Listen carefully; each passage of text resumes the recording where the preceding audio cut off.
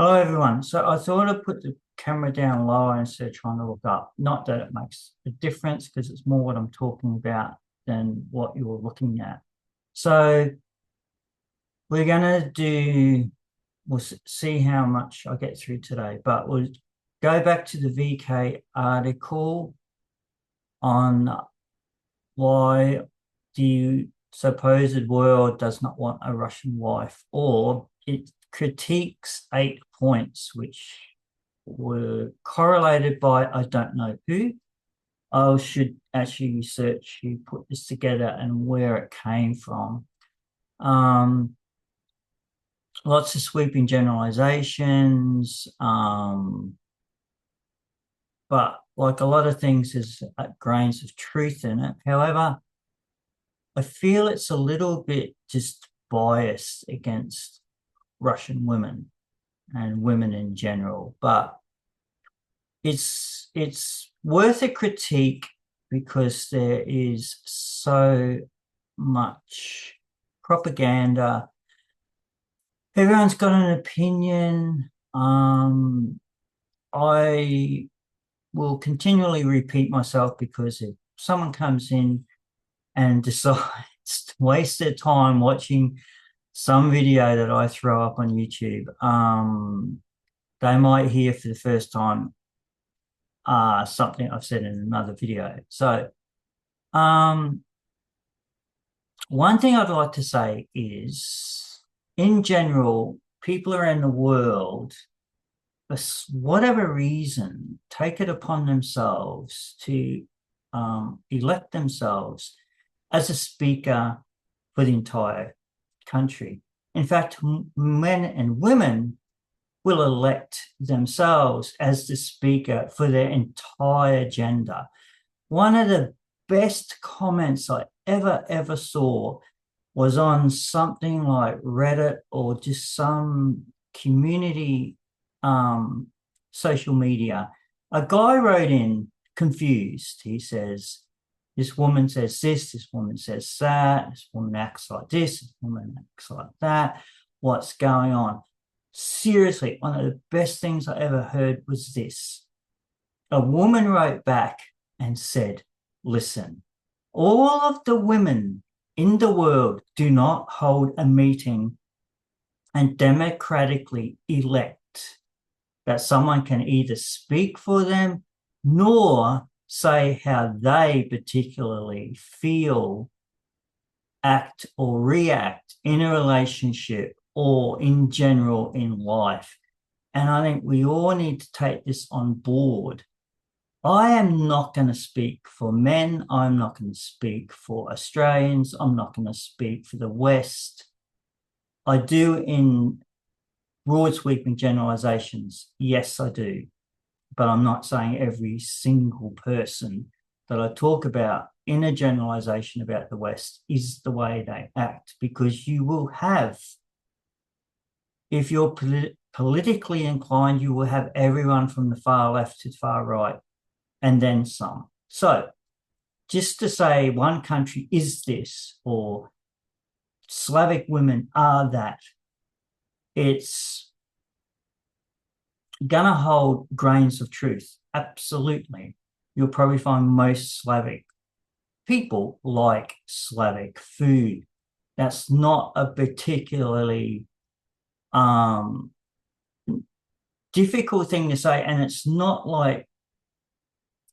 not framing people in a box. It's like if Australia actually had its own food, you could say Australians like Australian food, but we don't. So, but British people would probably say they like British food. When I was there, they typically actually love fish and chips. And a lot of British people, because of the Indian influence throughout Britain, love curries. It's amazing amount of Britons that love to have a curry. So my voice, for whatever reason, I think it's the change in season, is croaky, so bear with. Okay, so under this BK article, Point number 4. So I've got to read off the screen, so it's going to look weird if I'm looking away. But anyway, a Russian woman, sorry, a Russian woman is wise and patient equals a Russian woman is a manipulator. Man is the head, woman is the neck. No other nation seems to have a proverb like that. A Russian woman would rather die than say plainly what she's unhappy with or what she wants. She sighs, rolls her eyes, and lets the husband jump around guessing. Didn't guess? Cue the beautiful tears dropping onto her trembling chest.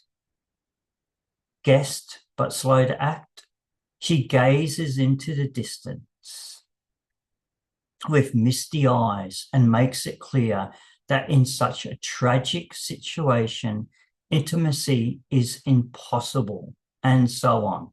In short, do whatever you want. But if you don't do what I need, I'll die of grief and a heart attack. Direct, honest relations are not for the Russian wife. Men are too crafty to play openly. With Russian men, by the way, this works like a charm. Now, I want to read that last bit again, okay? In short, do whatever you want, but if you don't do what I need, I'll die of grief and a heart attack. Direct, honest relations are not for the Russian wife. Men are too crafty to play openly.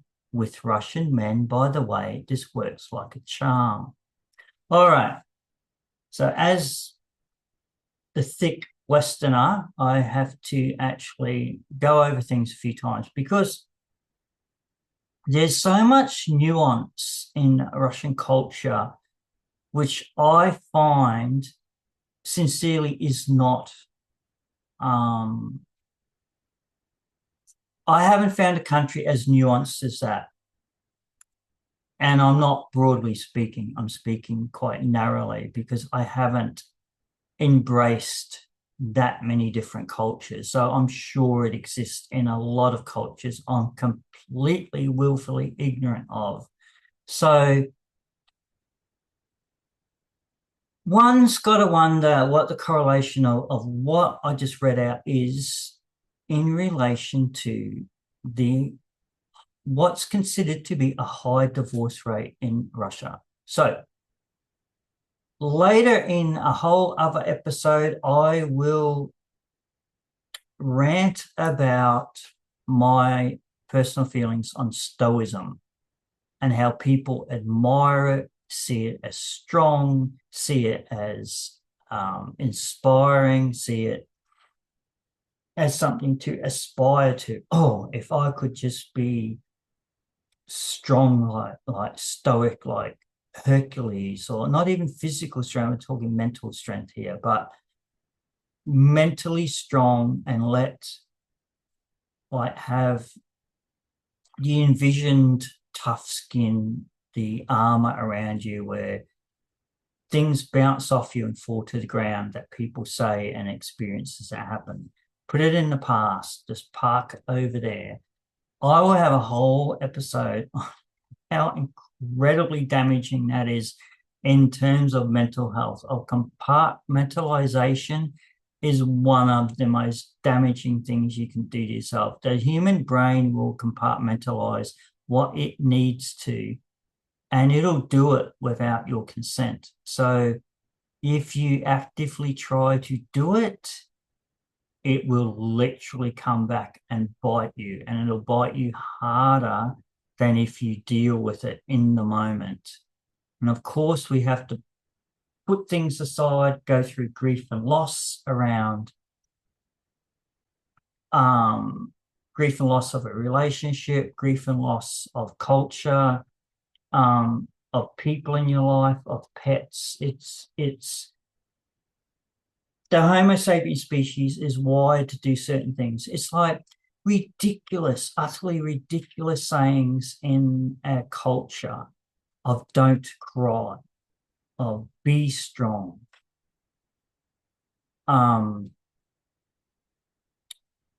Pats on the back like it'll be okay, up a stiff lip. That's British saying. It's like, carry on, don't worry that your arm just blew off in a war. Just keep going. Oh, your wife dropped dead.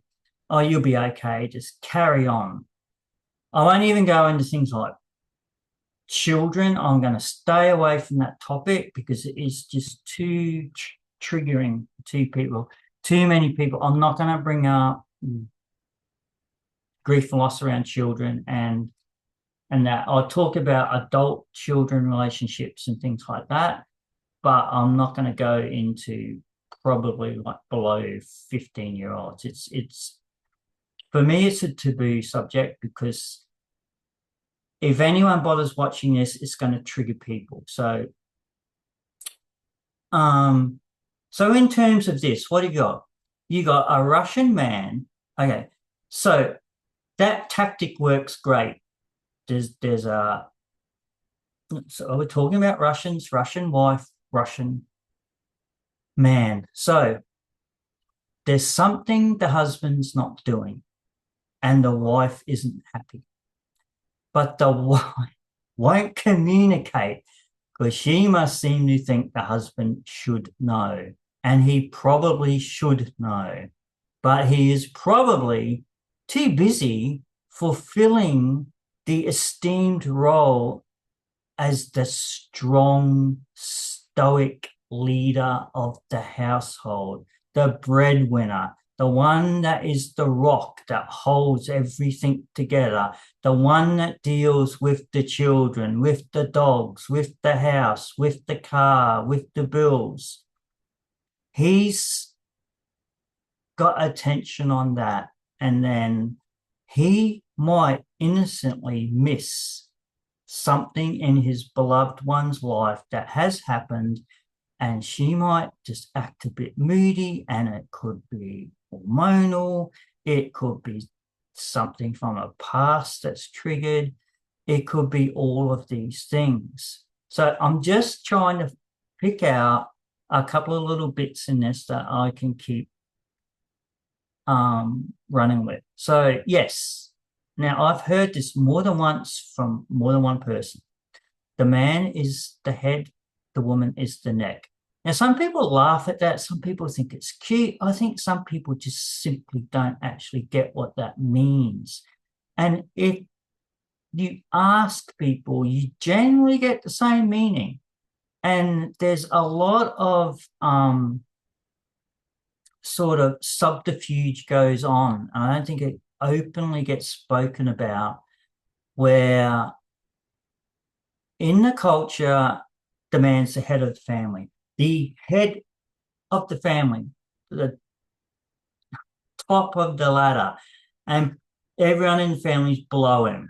I mean, ideally, the wife would be equal, right? It'd be lovely to have everyone equal. But the wife is happy, from what I've read, of running the household. I mean, if you go into Slavic households, I've been to one here, and the houses are utterly immaculate. It's literally like something out of a home and garden magazine. You go into the houses and you're almost too scared to move something. But that's their pride and joy, and they feel that's their responsibility. In some old Soviet films, you actually see, in a lot of the movies, in some of the comedies, you'll see the wives dusting furniture and cleaning up and keeping a house looking amazingly immaculate. So I guess what I'm trying to say, if this is seen, okay, so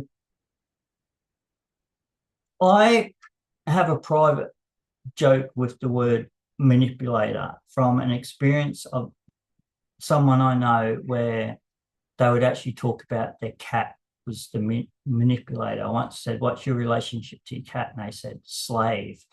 But the word manipulator came up because this Russian person's learning English, and it's pronounced in a similar fashion in Russian of like manipulator. So it's a bit of an in-joke. So to read that in this thing is somewhat interesting to me. So think about it. So women aspire for equality, but I think there's like a weird way of saying it's they're more than equal in some ways and not as equal in other ways is probably the best way to do it. They have a lot of determined power and strength in the relationship, which the man doesn't have, and vice versa. But somewhere along the line, this has been embedded in the culture. Somewhere along the line, this gets passed down to the children that this is the way it is. They say to the daughter, when you grow up, find a man, settle down, have children, because this is what we do without any questioning. Of course, in today's society, a lot of that's just disappearing. There's lots of divorced Slavic women who want to go on looking for a partner because they feel, for whatever the reasons, that they could just want the company, the companionship. They could just decide they don't want to go through the rest of their life alone. And exactly the same is in men as well. I'm not targeting women in this at all. But if the world has gotten together and said, this is a reason I won't marry a Russian woman. Point number 4, a Russian woman is a manipulator. She won't communicate what's wrong with her. Then the husband doesn't get it. Then it gets worse. And then she's withholding intimacy. And then that impacts on the man's relationship with the woman because then he feels distanced from it. And if no communication is taking place, and it just escalates into this. So the Russian man says works like a charm. So he'll probably go off and do what? Oh, maybe he'll drink. Maybe he'll drink because he's not allowed to talk about his problems. He's not allowed to be sensitive.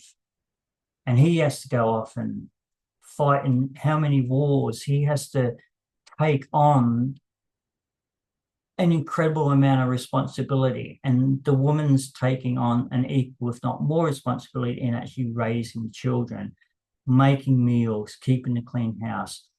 It's all there. So why don't people just sit down and go, you know what? It's actually pretty hard. It's pretty hard just getting up in the morning and getting through your day and going to work and dealing with the problems of living on planet Earth, let alone your beloved one, the one you have agreed at an altar somewhere to spend the rest of your life with until death do us part. And you want to fight with them. You want to play games with them. They have to guess what's wrong with me because they love me. They should know. So it's just like, there's always a solution to a problem. There used to be somewhere I read a saying like, communication is the universal solvent. Like if everyone sat down and talked, even if you don't want to talk, you could actually say, I don't feel like talking. You could communicate your feelings. You could communicate your desires. You could communicate your upset. And then that in itself is a conversation that's not easy to have. And then you are met with resolving that problem. And that could be a huge undertaking. So I just find, what do I get out of point 4? I don't necessarily get the woman's a manipulator at all. I get from that, she needs to learn how to communicate. It's like, I've been with someone who said, when I was in a conversation with a friend and they were talking, they said they felt I had literally had a telepathy with them. But that sort of was a wonderful thing, but still at the end of the day, a lot of stuff wasn't communicated further down the line. So we'll get into the fearful avoidant thing later of the whole ping pong effect. And so getting back to, well, going full circle, one thing I want to say about is what I found was if I've had problems in the past of trying to understand the Slavic culture, I have had one person say to me that they actually lost their partner in COVID, and they had gone to do work in another country, met someone in that country, had to go back to one of the Slavic countries. I won't say which one, but and they said it took them 2 years to get over that loss because they weren't allowed to fly back because this was during COVID days. And so they said it took them 2 years of work before they felt ready to date again. And I had heard this 2 year timeline from someone else before. And so I did a bit of research, and apparently it's an agreed upon amount of time to grieve through the loss of something. And they must have done surveys, and people said after 2 years, I felt like I was ready to try again. It's quite a chunky length of time, particularly as you get older in life. Even though the 2 years doesn't seem that long, but when you when you get past a certain age, the years fly by. And then if you had to think it's going to take me 2 years before I'm ready again, you'll be getting close to like thinking about what you're putting on your tombstone. So it's true. I had someone say to me that in one of their relationships, and I struggled with understanding this because it was so nuanced, but it was like the man made the decisions, but asked his partner's opinion. I struggled with this so much. What does that mean?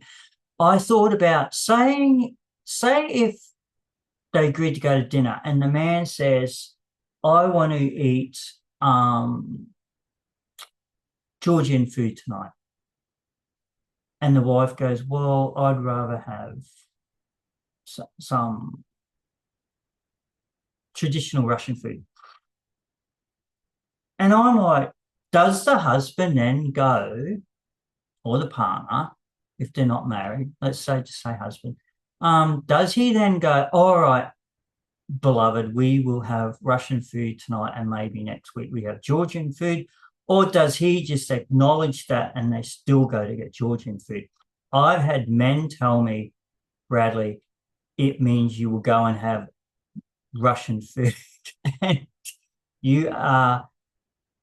it's alluded that you are the head of the household, but in reality, you're not. So I think I mentioned in another video in Japan, in terms of money, one guy from my work said the woman takes care of all the finances in Japan. You get paid and the wife gets all of the money. But I don't know enough about the Japanese culture to comment. I don't know if there would be something to read about this where they're deemed as a manipulator. But I don't know. I think things should be democratic. So I don't know. Ideally, I think a couple could sit down and split the chores of the house. And even if it was like the woman doesn't like vacuuming, the man could go, well, I'll vacuum. And they could split chores up, and it doesn't have to be gender-based.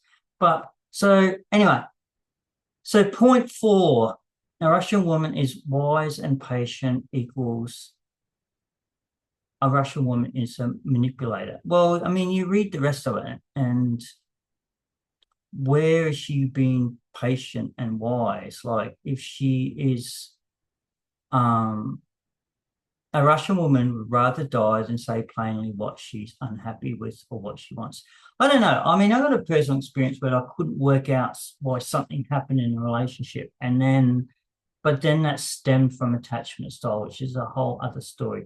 So I am going to end this on that point. So that's quite a messy and convoluted point, isn't it? But you will, generally speaking here, lots of Russian women proudly say they are independent and strong women. And then you wonder, well, how is that going to run in a relationship? If you are strong and independent, but you somehow want a partner, I sort of think, how does that really work? Like, where are you going to back down? Or where are you going to give up that strength to make it work in the relationship? Because that's where that conflict comes from. If she's strong and independent, go, well, he needs to work it out, because she's not going to go, look, I got upset the other night when you did this. I mean, it's people prattle on in the West about democracy and having a choice. It's a choice. If that woman wants to be difficult and not talk about it, then she needs to be aware of the repercussions of not being willing to communicate.